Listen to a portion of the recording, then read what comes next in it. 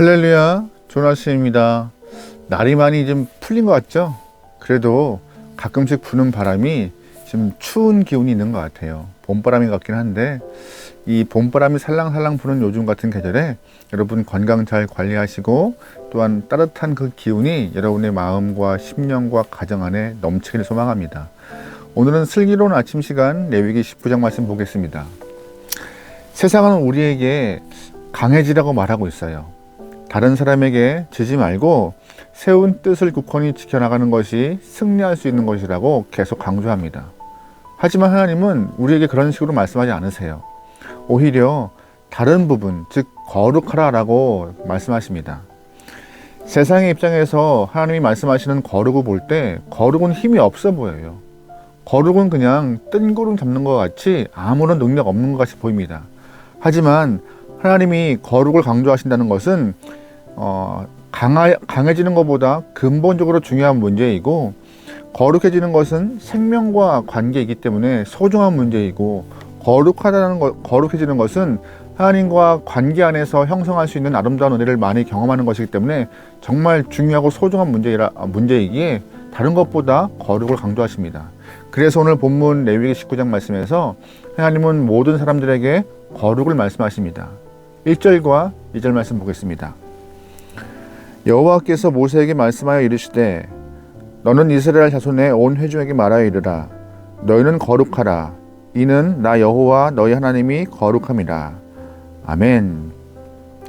하나님은 온 회중에게, 이스라엘 사람들에게, 또 오늘날 우리에게 거룩함을 말씀하십니다. 거룩하라고요. 근데 솔직히 말씀드리면 이 거룩하다는 것을 좀 거부감이나 반감을 갖고 계신 분 없으세요?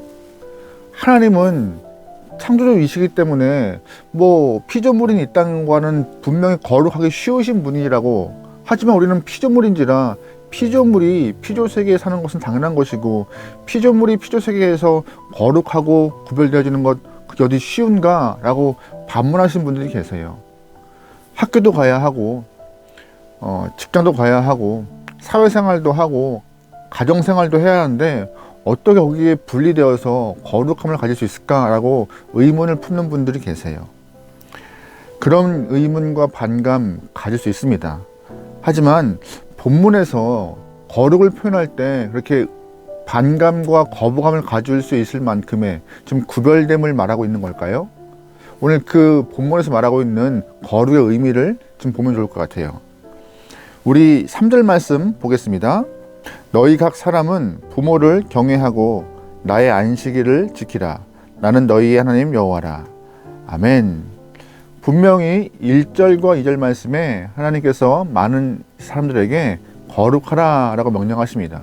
그런데 그 거룩하라 뒤에 정결법, 아니면 제사법, 종교적 거룩 하시는 것이 아니라 3절 말씀 보면은요, 바로 부모를 공경하라 라는 그 일상의 말이 나옵니다.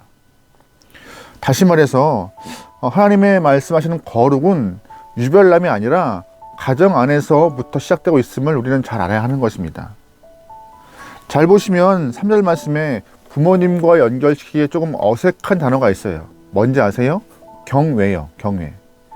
십계명을 보면은 부모님을 공경하라 라고 말하고 있지만 오늘 레위기 말씀에서는 부모님을 경외하라 라고 말하고 있어요. 공경은 뭐예요? 사람이 사람을 향하여서 마음을 다하는 것, 이게 공경입니다. 그러면 경외는 뭐예요? 경외는 두려움을 갖고 떨면서 사랑하는 것입니다. 다시 말해서 공경은 사람이 사람을 대하는 것이지만 경외는 사람이 하나님을 상대하는 것입니다. 그런데 본문에서 하나님은 부모님을 상대할 때 하나님을 상대하는 것 같이 경외하는 마음으로, 이렇게 떨리는 마음으로, 두려운 마음으로 살아가는 것이 필요하다고 말씀하고 계세요. 그렇다면 레위기 19장은 어떤 이유에서 공경을 경외로 바꾸어서 말하고 있었을까요? 하나님은 종교적 거룩과 일상의 거룩이 구별 없음을 말씀하고 있는 것이에요. 종교적으로 느끼는 거룩의 부담감을 가정에서도 똑같이 느껴야 한다고 말씀하시는 것이에요. 종교적 거룩은 이런 것이고, 가정 거룩은 이런 것이고, 세상 거룩은 이런 것이다 라고 구별점이 없습니다. 모든 거룩은 다 우리에게 조금 무거움과 조금 이렇게 부담감을 갖고 살아가는 그런 필요함이 있음을 말하고 있는 것이에요. 부모님을 공경한다고 적당히 사랑하고 하나님을 경외한다고 목숨 걸고 살아가는 것, 그거 거룩 아니라고 말씀하시는 것입니다.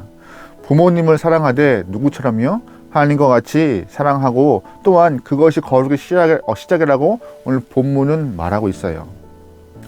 그런데 우리가 이 경외에 대한 부분을 생각할 때 경외를 하는 자녀의 입장보다 경외를 받는 부모의 입장이 더 어렵습니다. 무슨 말인지 아세요? 이제 부모님을 공경해야 하는, 경외해야 하는 자녀보다 경외를 받는 부모님이 더 어려워요. 왜냐하면 부모님은요, 자녀가 경외하는 순간 아이들을 하나님과 같이 사랑해야 하는 것입니다. 물론 부모님이기 때문에 아이들 사랑하죠. 아끼고 정말로 그 아이들을 향해서 이렇게 많은 것을 줄 수 있는 부모님의 모습들이 많죠. 하지만 경외를 받는 순간 달라져요. 조건이 붙어요. 하나님이 성도를, 하나님이 이스라엘 사람들을 사랑하셨던 것과 같이 우리 또한 자녀를 사랑해야 하는 것입니다. 자녀만이 아닌 부모도 이 거룩에 대해서, 경외에 대해서 이렇게 마음을 갖고 살아가는 것이 필요한 것이며, 다시 말해서 거룩은 나 혼자만의 변화가 아니라 가정 통체가 모두가 다 바뀌어야 하는 것이며, 우리가 살고 있는 가장 작은 공동체가 변화하는 순간부터 거룩의 시작이라고 말씀하시는 것이에요. 이제부터 부모는 아이들은 부모님을 적당히 사랑하는 것, 그거 거룩 아니고, 하나님이 백성을 사랑하고 하나님이 성도를 사랑하시는 것 같이, 또한 성도가 하나님을 사랑하는 것 같이 가정 안에서 부모와 자녀가 사랑할 때 그게 거룩의 시작이다라고 오늘 본문을 언급해요. 거룩은요, 유별난 건 아니에요. 가정에서부터 시작하는 것입니다. 3절 말씀에 또 이런 표현이 있어요. 너희 각 사람은 부모를 경외하고 나의 안식일을 지키라. 나는 너희의 하나님 여호와니라. 아멘. 거룩을 위해서 안식일을 지키라 말씀하고 계세요. 안식일은 창조 사건에서 출발하고 있습니다. 하나님이 천지를 창조하신 이후에 안식한 것을 기념하는 것이 안식일이에요. 다시 말해서 하나님이 우리에게 거룩을 말하시잖아요. 거룩은요, 내가 만나는 모든 세상, 모든 것들이 다 하나님의 창조물이며 내가 만나는 모든 것들이 하나님의 뜻과 계획 안에 있다는 것을 기억하고 고백하는 것이 거룩이라고. 또한 나도 창조물 되어서 하나님의 계획이 있고 내 안에 하나님의 뜻이 있음을 발견하여서 그 뜻대로 살아가는 것이 거룩이고 안식이라고 오늘 본문은 우리에게 말하고 있는 것입니다.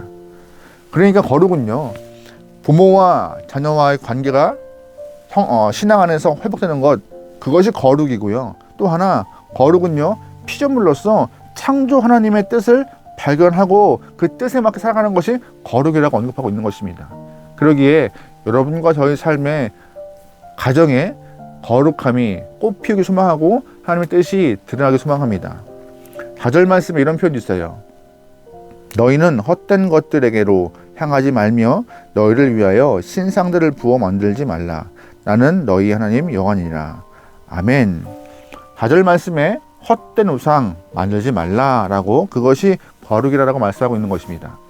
헛된 것이라고 표현하고 있는데 이 헛된 것이 히브리 말로 엘림님이라는 말을 쓰고 있습니다. 엘림님.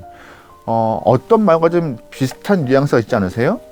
우리가 히브리 말로 하나님 여호와라고 고백할 때 엘로힘이라고 말해요. 하나님은 엘로힘, 우상은 엘림님이라는 말을 쓰고 오늘 본문에서 있는데, 이것은요, 엘로힘, 엘림님 언어적 유의로 이 4절 말씀을 드러내고 있는 것이에요. 다시금 거룩한 하나님을 구한다 하지만 정작 우리가 우상, 하나님과 비슷한 것들을 구하고 있지 않은가라고 우리에게 반문하고 있는 것이에요.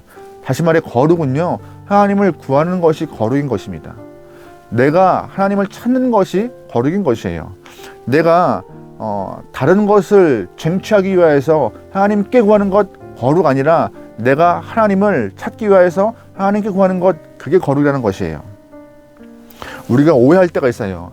우리가 기도하면서 하나님께 구하는 모든 것이 다 거룩한 것이다. 아니에요.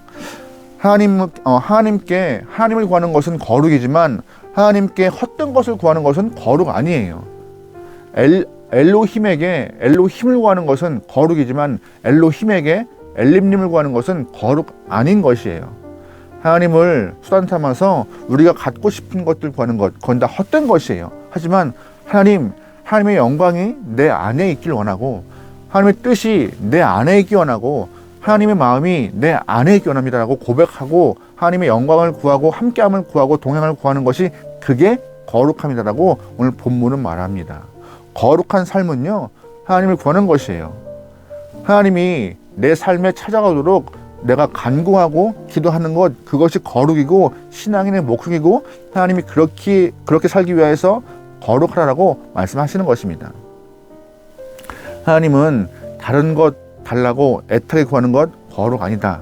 하나님 본인 자체를 구하라고 말씀하고 있는 것이기 때문에 여러분의 삶에서, 제 삶에서 제일 먼저 우선은 하나님을 구할 수 있는 그런 마음을 갖고 살기를 소망합니다. 그것이 거룩함이래요. 5절과 8절 말씀 보겠습니다. 너희는 화목제물을 여호와께 드릴 때에 기쁘게 받으시도록 드리고 그 제물을 드리는 날과 이튿날에 먹고 셋째 날까지 남았거든 불사르라. 셋째 날에 조금이라도 먹으면 가증한 것이 되어 기쁘게 받으심이 되지 못하고 그것을 먹는 자는 여호와의 성물을 더럽힘으로 말미암아 죄를 담당하리니 그가 그의 백성 중에서 끊어지리라. 아멘. 이제 드디어 종교적 거룩이 드러날 수 있는 제사가 나와요. 그런데 앞에 이 레위기 앞에 보았던 수많은 제사 중에서 특별히 5절과 8절 말씀 보면은 화목제가 나와요. 화목제가 어떤 것인지 아시죠? 화목제의 가장 큰 특징은 제사 드린 이후에 제물을 다시금 이웃과 다 나누어서 먹는 것이 화목제입니다. 이웃과 나누기 위해서는요, 이 제물을 이렇게 같이 먹어야 되는데 쉽지 않아요. 예를 들어 소 한 마리를 제물로 드렸습니다. 그런데 이 소를 이틀 동안 다 먹어야 되는 것이 쉽지 않잖아요. 이웃에게 함께 먹기를 간구해야 되고 초청해야 되는 것이에요. 근데 이 초청하는 이웃으로 불가능해요. 그래서 찾아가야 하는 것이고 내 원수자들에게도 가서 이러한 상황 때문에 내가 화목제를 드렸다. 당신과 함께 음식을 먹고 화해하기 원한다라고 간구하고 그를 초청하는 것까지가 필요한 것이 화목제예요. 워낙 재물이 커서 감당할 수 없기 때문에 다 불러 모아야 하는 것이죠. 화목제가 온전하게 화목되기 위해서는요, 이웃과의 관계가 회복되어야 하는 것입니다. 다시 말해서 거룩은 하나님만 찾는 것이 아니라는 것이에요.